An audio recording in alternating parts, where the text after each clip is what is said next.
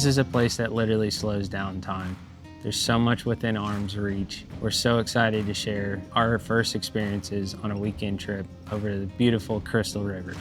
Welcome back to Tailz N Sailz. We hope everyone's doing well. We just want to take this time to reintroduce ourselves. I'm Sierra, and this is my fiance Cole, and today we're going to be bringing you along.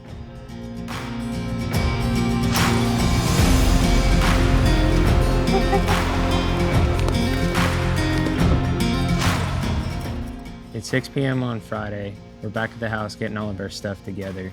This is going to be a short weekend trip, and a special one at that, because we get to share the experiences with our good friends and also neighbors, Zach and Kaylee from Tailz N Sailz Charters. Zach was nice enough, he was going to drive and tow their boat over, so we're guests with them. The drive over was kind of horrendous. We had rain pretty much the whole way, but when you live in Florida, when you plan vacations, that's usually something to be expected. So we made the best of it. What more could you do?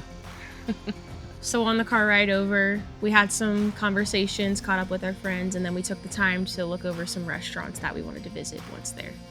PaddleTail Lodge is where we're gonna spend our next 2 days. You can imagine a place that would house anything that a boater would need for vacation.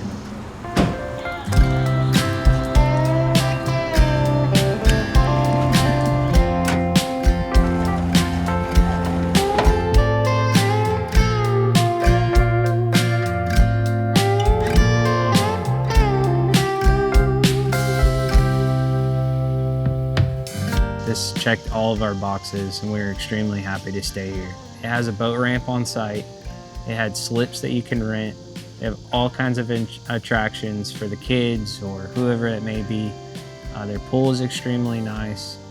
We're blown away with how clean everything was, and we're really taken off guard by that. You know, I feel like when you venture outside of these big name places, let's say a Marriott, you know, any of the big ones, and you go to these places that are obviously privately owned, you start to wonder, you know, and this was not the case by any means. We were taken off guard. I think we said it multiple times throughout the trip about how impressed that how clean everything was, and it offered everything. So.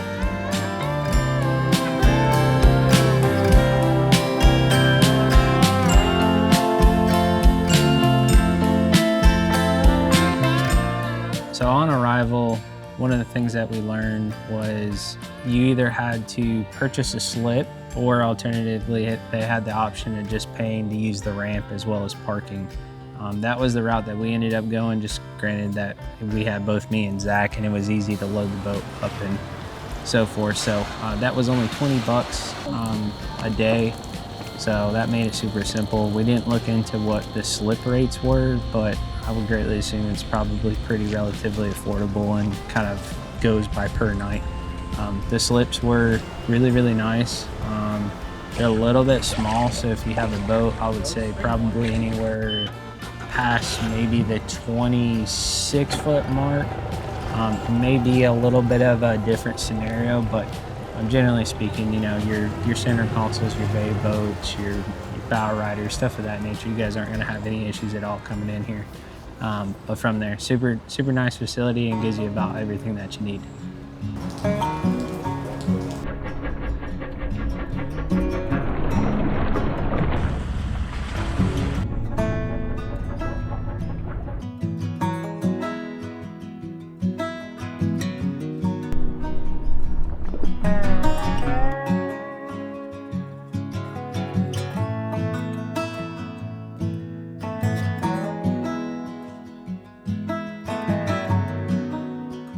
So day one, sadly, weather wasn't working with us at all.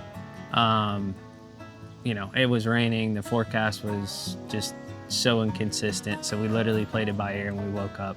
Luckily, it seemed like it kind of rained like right before the sun came up, gave us a little bit of a window.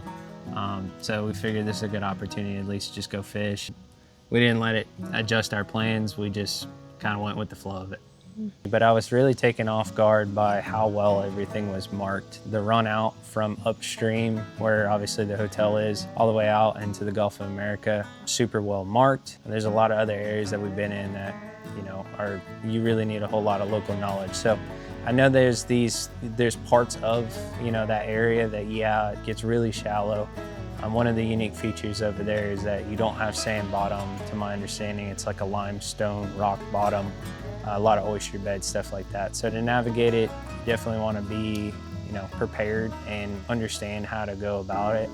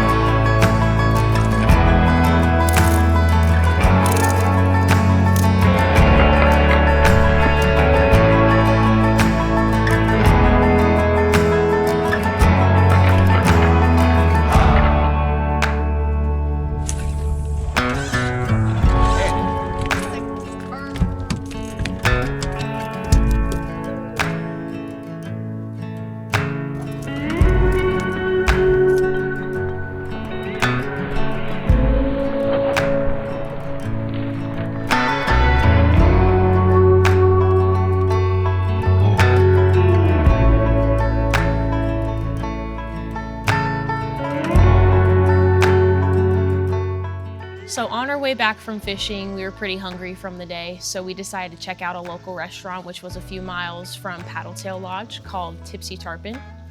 And this is actually a restaurant that you can pull up by boat. We didn't, just because the day, it just turned out we showered first, then headed out by vehicle. But you can tie off to one of their poles. And I really liked this restaurant because you can either sit under the shaded area, or they also have tiki huts, which we took advantage of the tiki huts, being able to sit under that, order some good food, have some good drinks, and then enjoy the beautiful view right on the water.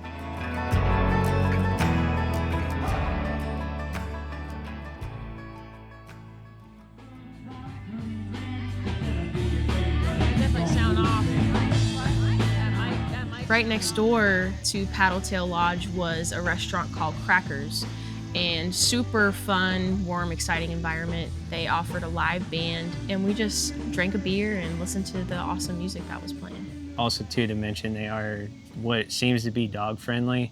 We found that to be at a lot of places that we went to over there. So it doesn't apply to us because sadly we don't have a dog, but for the people that are bringing their animals, that seemed to be, you know, obviously a thumbs up there. I know a lot of places, sadly, by us and where we're at, they're not for it. They don't accept it. So.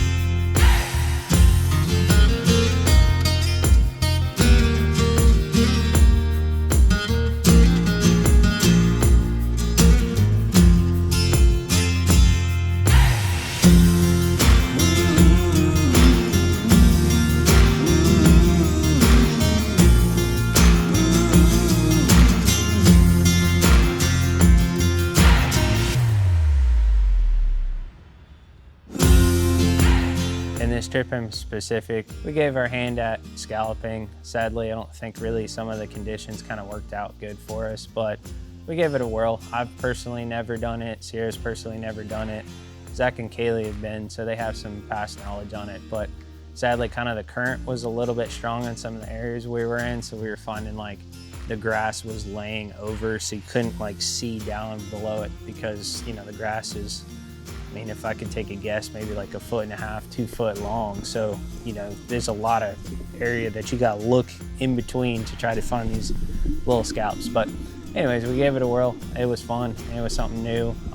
And it's a good change up. We usually do a lot of fishing. So to actually get in the water and do a little bit of diving was pretty fun and unique. On day 2, we got to experience some beautiful springs, and one of the springs we swam in ended up being one of my favorites personally.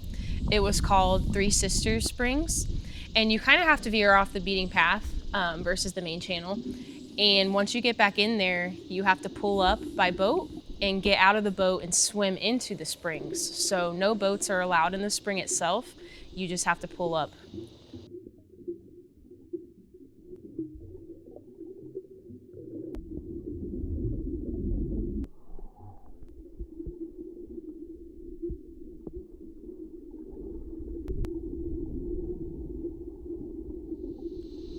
So we appreciate you tuning in and watching. We hope this information about Crystal River was informative, helped you. I know there's a lot of questions that we had about, just how to go around, what to do, yada, yada. So anyways, hope that helped, and stay tuned. Shortly after this filming right now, me and Sarah are gonna get on a plane, go to Tennessee. We're gonna be up in Knoxville on 2 houseboats and kind of showing that. So that'll be our next video coming up, so definitely stay tuned. If you haven't already, please subscribe, and we appreciate everybody following along, and we look forward to bringing more of these to you. So. Yeah. We'll see you in the next one.